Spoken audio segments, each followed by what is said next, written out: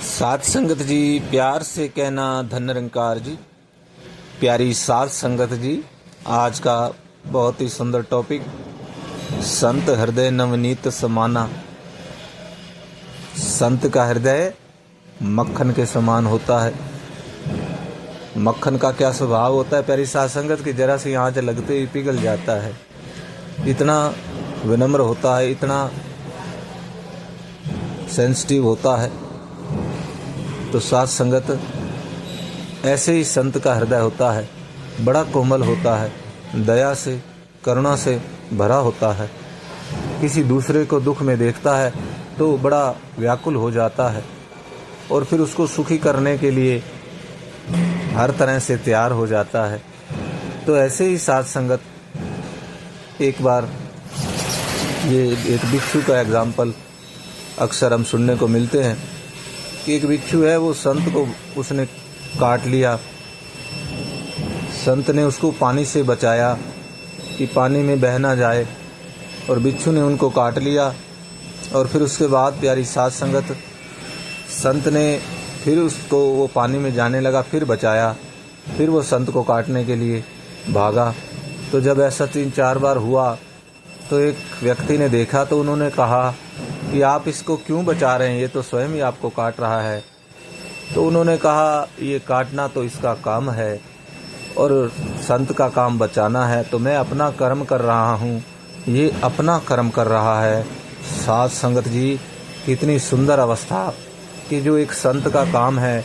हमें भी साध संगत सतगुरु ने जब ब्रह्म ज्ञान दिया तो साध संगत आशीर्वाद दे दिया कि आज से आप महापुरुष हो, आज से आप संत हो, आपकी जिम्मेवारी है सबको सुखी करने की, सबको आनंद देने की, तभी आपको भी आनंद प्राप्त होगा।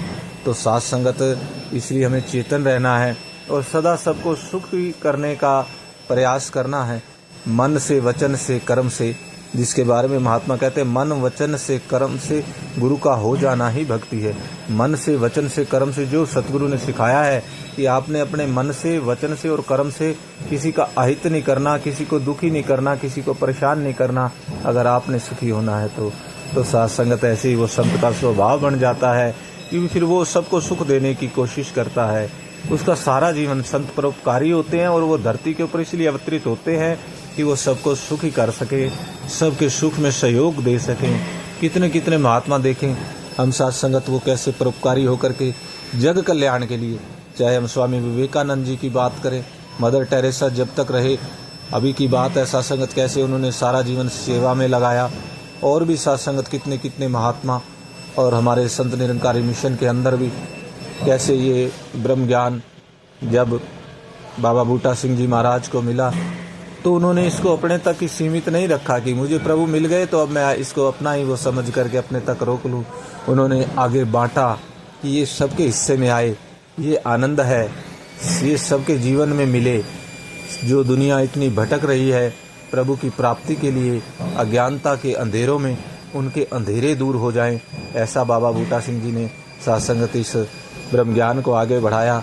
और फिर वो कैसे बाबा अवतार सिंह जी महाराज, बाबा गुरबचन सिंह जी महाराज, बाबा हरदेव सिंह जी महाराज, माता सविंदर जी, माता सुदीक्षा सविंदर हरदेव जी महाराज, तो कैसे कैसे सतगुरु भी इतना दयालु कृपालु है, कैसे इनका हृदय कि ये मौका है जब मानव जीवन मिला है तो इंसान कहीं इस ज्ञान से वांझा ना रह जाए, ऐसा उनके जीवन में ये प्रकाश दे रहे हैं, ये आनंद दे रहे हैं कि सभी इसका भी लाभ उठाएं और मुक्त हो जाएं। कि जिसके बारे में आज का इंसान जिक्र तो कर रहा है कि 84 लाख योनियाँ होती हैं, फिर उसमें फंस जाते हैं और ऐसे ऐसे, लेकिन उसको निकलने का रास्ता नहीं पता है। तो साध संगत, ये संतों को ये ब्रह्म ज्ञान मिला कि आपने इनको रास्ता बताना है, ऐसा कोमल हृदय संत का, तो वो उनको रास्ता बता रहे हैं। और फिर सतगुरु माता सुदीक्षा जी महाराज उस पर कैसे चलना है, उसके बाद भी लगता है कि माया बलवान है और रास्ते में अड़चने आती हैं, क्योंकि सुख और दुख संत के जीवन में भी आते हैं। तो वहाँ पर भी सतगुरु चेतन कर रहे हैं कि आपने ब्रह्म ज्ञान को आगे रख करके ही जीवन जीना है।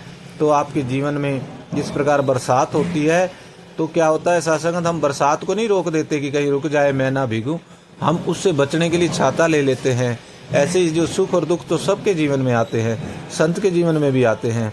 तो संत को सच्चे पातशाह ने ये छतरी दे दी कि आपने ये छतरी लगा करके अब जीवन जीना है, जिससे कि सुख और दुख का आपके ऊपर असर ना हो। ये ब्रह्म ज्ञान के चक्षु लगा करके ही आपने जीवन जीना है।